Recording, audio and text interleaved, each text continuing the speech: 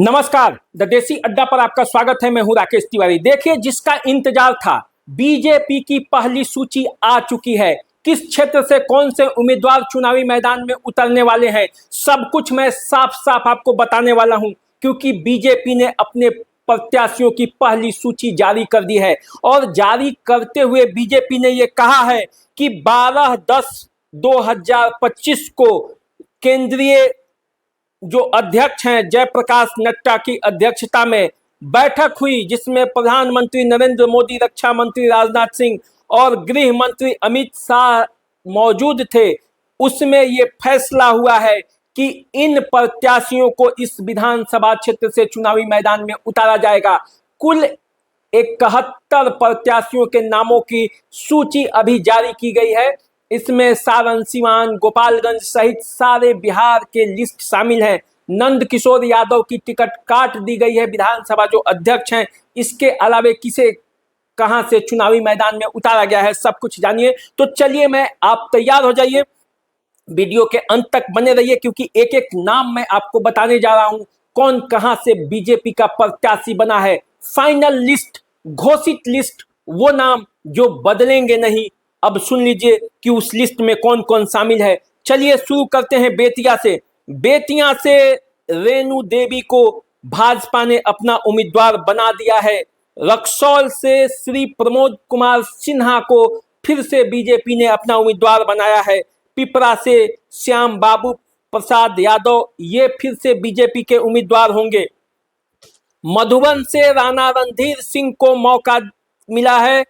मोतिहारी से प्रमोद कुमार फिर से बीजेपी के उम्मीदवार होंगे। इनके बारे में कहा जा रहा था रिपोर्ट अच्छा नहीं है, लेकिन फिर से बीजेपी ने उन्हें मौका दिया है। ढाका से पवन जायसवाल फिर से बीजेपी के उम्मीदवार बनाए गए हैं। रीगा से बैद्यनाथ प्रसाद फिर से बीजेपी के उम्मीदवार हैं।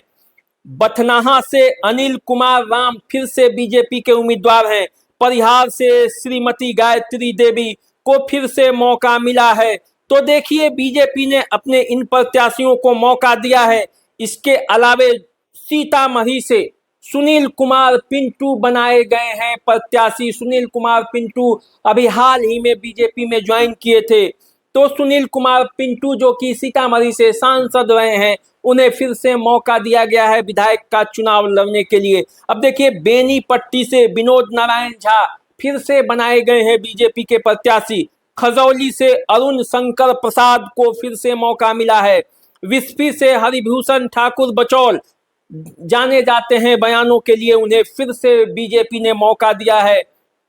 राजनगर से सुजीत पासवान को मौका मिला है। झंझारपुर से फिर से नीतीश मिश्रा चुनावी मैदान में होंगे। नीतीश मिश्रा फिलहाल में बिहार सरकार में उद्योग मंत्री हैं, आप जानते हैं, जगन्नाथ मिश्रा के बेटे हैं। तो फिर से वो झंझारपुर से चुनावी मैदान में होंगे। छातापुर से फिर अपने पुराने प्रत्याशी, पुराने विधायक नीरज कुमार सिंह बबलू को बीजेपी ने मौका दे दिया है। इसके अलावे नरपतगंज से श्री देवंती यादव को फिर से बीजेपी ने अपना उम्मीदवार बनाया है। फारबिसगंज से विद्यासागर केसरी को फिर से मौका दिया गया है। सिकटी से विजय कुमार मंडल फिर से बीजेपी के उम्मीदवार होंगे। किशनगंज से स्वीटी सिंह को फिर से चुनावी मैदान में उतारा गया है। बनमनखी से कृष्ण कुमार ऋषि बीजेपी के उम्मीदवार होंगे। पूर्णिया से विजय कुमार खेमका फिर से चुनावी मैदान में उतरेंगे। कटिहार से पूर्व उप मुख्यमंत्री ताराकिशोर प्रसाद को मौका मिला है। प्राणपुर से निशा सिंह को फिर से बीजेपी ने उम्मीदवार बनाया है। कोढ़ा से कविता देवी फिर से उम्मीदवार बनी है। सहरसा से आलोक रंजन झा, इन्हें फिर से प्रत्याशी बनाया गया है। गौरा बौराम से सुजीत कुमार सिंह को फिर से मौका मिला है। दरभंगा से संजय सरावगी को फिर से बीजेपी ने अपना उम्मीदवार बनाया है। जो सूची जारी की गई है उसका ये नाम है। इसके अलावे जो अब आप आइए इधर के क्षेत्रों में, केवटी से मदन मोहन झा, केवटी से मुरारी मोहन झा को फिर से मौका दिया गया है। जाले से जीवेश कुमार मिश्रा फिर से बीजेपी के प्रत्याशी बन गए हैं। और आई से श्रीमती रमा निषाद को फिर से मौका मिला है। कुढ़नी से केदार प्रसाद गुप्ता, कहा जा रहा था कि इनका टिकट कट जाएगा, लेकिन बीजेपी ने फिर से उन्हें मौका दिया है। बरुराज से अरुण कुमार सिंह प्रत्याशी होंगे, जबकि साहेबगंज से राजू कुमार सिंह को मौका मिला है। अब देखिए, आप आ जाइए जरा सारण सीवान गोपालगंज के क्षेत्र में, तो बैकुंठपुर से मिथिलेश तिवारी बीजेपी के प्रत्याशी बनाए गए हैं। आप जानते हैं मनजीत सिंह विरोध में हैं, तो अब मिथिलेश तिवारी को फिर से मौका मिला है। बैकुंठपुर से वो प्रत्याशी हैं। और सीवान से बिहार सरकार के स्वास्थ्य मंत्री मंगल पांडे को पार्टी ने अपना उम्मीदवार बना दिया है। तो देखिए, यहां से पूर्व सांसद ओम प्रकाश यादव दावेदार थे, मुकेश कुमार उर्फ बंटी कुशवाहा दावेदार थे। इसके बीच में अब मंगल पांडे खुद चुनावी मैदान में उतरे हैं, तो सीवान का माहौल क्या होगा ये आप समझिए। दरौदा से कर्णजीत सिंह को फिर से उम्मीदवार बीजेपी ने बना दिया है। गोरिया कोठी से देवेश कांत सिंह फिर से चुनाव लड़ेंगे। जनक सिंह को तरैया से मौका मिल चुका है। अमनौर से कृष्ण कुमार मंटू को फिर से बीजेपी ने मौका दिया है। हाजीपुर से अवधेश सिंह ये प्रत्याशी होंगे बीजेपी के। इसके अलावे लालगंज से संजय कुमार सिंह, देखिए कहा जा रहा था कि लालगंज की सीट बदल जाएगी, लेकिन लालगंज से संजय कुमार सिंह का नाम फिर से उस सूची में जारी है। पातेपुर से लखेंद्र कुमार रोशन, इनको फिर से बीजेपी ने मौका दिया है। मोहिउद्दीन नगर से राजेश कुमार सिंह को मौका मिला है। बछवाड़ा से सुरेंद्र मेहता फिर से चुनावी मैदान में है। टेघरा से रजनीश कुमार को फिर से बीजेपी ने मौका दिया है। बेगूसराय से कुंदन कुमार चुनावी मैदान में उतरेंगे। तो देखिए, बीजेपी ने इन लोगों को फिर से मौका दिया है। इसके अलावे अब आप आ जाइए भागलपुर से रोहित पांडे चुनावी मैदान में बीजेपी के प्रत्याशी हैं। बांका से राम नारायण मंडल चुनावी मैदान में उतरेंगे।